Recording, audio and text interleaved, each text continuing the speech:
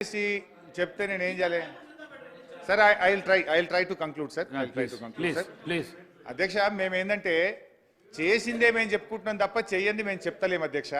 గౌరవ ముఖ్యమంత్రి గారేమో వారు చెయ్యంది కూడా బయటకు పోయి మేమే చేసినామని చెప్తున్నారు. ఇవాళ మనం ఏం జరుగుతుందో కూడా చూస్తున్నాం.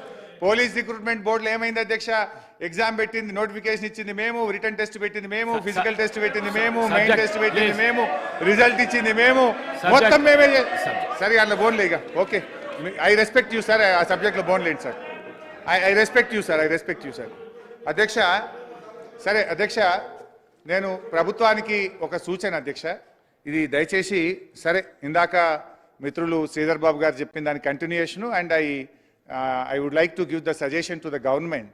ఏంటంటే అధ్యక్ష, శ్రీధర్ బాబు గారు కూడా అదే అన్నారు. సరే, మేము కొంత కష్టపడ్డాము, తర్వాత మీరు వచ్చి నీళ్ళు ఇచ్చిండ్రు అని అన్నారు. సంతోషం. అయితే లేలే, నెట్టపాడు భీమాలో మేమే స్టార్ట్ చేసినాము, మీరు వచ్చిన తర్వాత కాలువలో కెనాల్లో పూర్తి చేసి నీళ్ళు ఇచ్చిండ్రు అని మీరు అన్నారు. సేమ్ థింగ్ నేను చెప్పదలుచుకున్న ఒక ముఖ్యమైన point, I draw the attention of Uttam Kumar Reddy గారు. అయితే అధ్యక్ష, ఇది మన పాలమూరు ఎత్తిపోతల పథకం. దీన్ని ఏంటంటే, ఈ పాలమూరు ఎత్తిపోతల పథకంది ఒక చాలా బాధాకరమైనటువంటి ప్రస్థానం. గతంలో ఏమైందంటే అధ్యక్ష, యాక్చువల్గా 2005 సంవత్సరంలోనే రిటైర్డ్ ఇంజనీర్లు 2005 సంవత్సరంలో రిటైర్డ్ ఇంజనీర్లు ఒక డిపిఆర్ తయారు చేసి అప్పటి ముఖ్యమంత్రి వైఎస్ రాజశేఖర రెడ్డి గారికి ఈ పాలమూరు ఎత్తిపోతల పథకం మీద డిపిఆర్ ఇచ్చారు. కానీ దురదృష్టం ఏంటంటే, అప్పుడు జీవో వస్తుంది, సర్వేకి జీవో వస్తుంది ఎలక్షన్ల ముందు అన్నారు. అది రాలేదు అధ్యక్ష. తర్వాత మళ్ళీ 2013, 2014 ఎన్నికలకు పోవడానికంటే ముందు అప్పుడు కూడా మళ్ళీ రిటైర్డ్ ఇంజనీర్లు ధర్నాలు, జలసాధన పోరాట సమితి జరిగితే చివరిలో 2013లో సర్వే కోసం ఒక జీవో ఇచ్చారు అధ్యక్ష. 2013లో సర్వే కోసం జీవో ఇచ్చారు తప్ప కనీసం టెండర్ పిలవలేదు. ఆ సర్వే కూడా స్టార్ట్ కానటువంటి పరిస్థితి అధ్యక్ష. సరే, మా ప్రభుత్వం వచ్చిన తర్వాత, నేను డీటెయిల్స్ టైం లేదు కనుక డీటెయిల్స్లోకి పోతలేను. మా ప్రభుత్వం వచ్చిన తర్వాత మేము పాలమూరు ఎత్తిపోతల పథకాన్ని ప్రారంభించాం. సరే, ఆ ప్రారంభించాం. గౌరవ మంత్రి గారు ఖర్చు బాగైంది, నీళ్ళు ఇవ్వలేదు అనేటువంటి మాట చెప్తున్నారు. ఒక్క నిమిషం, పాలమూరు లిఫ్ట్ ఇరిగేషన్ గురించి మాట్లాడింది కదా, ఒక రామ్మోహన్ రెడ్డి గారు 2 నిమిషాలు మాట్లాడతారు. నా తర్వాత మాట్లాడు. ఇప్పుడు I'm not the government sir, I'm not the government. నేను ఆన్సర్ చేయను, వారు గవర్నమెంట్కి చెప్పుకో. అప్పటి నుంచి అడుగుతున్నారు. 2 నిమిషాలు అధ్యక్ష, 2 నిమిషాలు అధ్యక్ష. స్పీకర్ సార్, మా కడియం సిఆర్ గారికి ఇయ్యలేగా సార్ మీరు.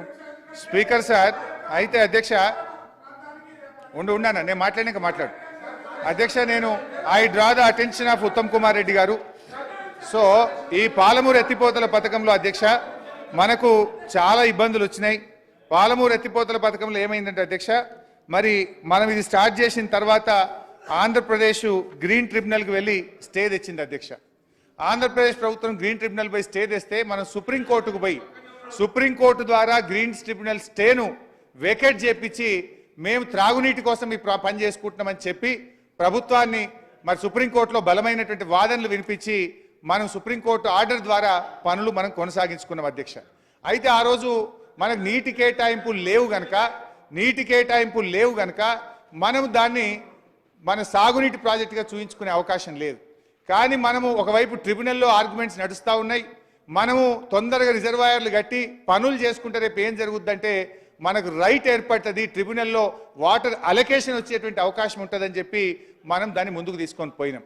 గౌరవనీయులు ఉత్తమ్ కుమార్ రెడ్డి గారు కూడా 1 TMCకి తగ్గించారన్నారు. వాస్తవానికి తగ్గించింది ఓన్లీ మోటార్లు పెట్టే విషయంలోనే.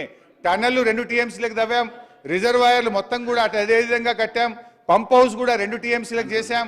ఓన్లీ మనం ఆయకట్టు వచ్చినప్పుడు మిగతా 1 TMCకి మోటార్లు పెట్టాలన్నది ప్రభుత్వ ఆలోచన. అయితే నేను గౌరవనీయులైన ఉత్తమ్ కుమార్ రెడ్డి గారు చెప్పాల్సిన విషయం ఏంటంటే, మనం ఇందులో మనం ముందుకు అడుగులు వేశాం. ఒకటి, 45 TMCలు మైనర్ ఇరిగేషన్ సేవింగ్ చూపించి, ఇంకొక 45 TMCలు గోదావరి నీళ్లను కృష్ణానదికి మళ్లించింది కనుక నాగార్జున సాగర్ పైభాగాన మనకు 45 TMCలు వాడుకునే అవకాశం బచావత్ ట్రిబ్యునల్ ఇచ్చింది. ఆ 90 TMCలు నికర జలాలు దీనికి కేటాయించి మనము మన CWCకి KRMBకి మన DPR పంపించి పర్మిషన్స్ అడిగాం. అయితే వాళ్ళు పర్మిషన్స్ ఇవ్వకపోతే కూడా మనం గట్టిగా కొట్లాడి మీరు అప్పర్ భద్రాకు కర్ణాటకకి ఎట్లిస్తారు, మాకు ఎట్లియ్యరన్న తర్వాత వాళ్ళు ఒప్పుకోవడం, ఆ డిపిఆర్ పరిశీలన జరిగింది. ఇప్పటికి 6 అనుమతులు కూడా వచ్చినాయి. అటవీ అనుమతి, సిఈఏ అనుమతి, అదేవిధంగా సిఎస్ఎంఆర్ఎస్ అనుమతి, గిరిజన మంత్రిత్వ శాఖ అనుమతి, భూగర్భ జల బోర్డు అనుమతి, అదేవిధంగా ఈఏసీ ఎన్విరాన్మెంట్ ఈఏసీ కూడా రికమెండ్ చేసింది. ఈఏసీ రికమెండ్ చేసి ఇప్పుడు అది కేంద్ర ప్రభుత్వం దగ్గర ఉన్నది. ఒకసారి ఈఏసీ రికమెండ్ చేస్తే జనరల్గా కేంద్ర ప్రభుత్వం ఇచ్చేస్తుంది. ఆ ఈసీ మీరు తొందరగా తెప్పిస్తే ఏమవుతుందంటే మనం కాలువలు తవ్వుకోవచ్చు. సాగునీటి కాలువలు తవ్వుకుంటే రైతాంగానికి ఇటు రంగారెడ్డి జిల్లాకు అటు మహబూబ్ నగర్ జిల్లాకు కూడా మనకు నీళ్ళు వచ్చేటువంటి అవకాశం ఉంటుంది. కనుక ఈఏసీ రికమెండ్ చేసి ఉన్నది. ఈఏసీ ఎప్పుడు రికమెండ్ చేసిందంటే 28 జూలై 10/8/2023 నాడు ఈఏసీ రికమెండ్ చేసింది. కనుక మీరు దాని మీద దృష్టి పెట్టి ఈసీ తెచ్చేసినట్టయితే మనం పంట కాలువలు తవ్వుకొని రైతాంగానికి నీళ్ళు ఇచ్చే అవకాశం ఉంటుంది. ఎట్లయితే కల్వకుర్తి, నెట్టంపాడులో మేము నీళ్ళు ఇచ్చి సాగునీటి సౌకర్యం కల్పించినామో ఇక్కడ కూడా మేజర్ పనులన్నీ అయిపోయినాయి. పంట కాలువలు దవ్వి నీళ్ళు ఇచ్చే పనిని చేయాలని చెప్పి ప్రభుత్వాన్ని కోరుతా ఉన్నాను.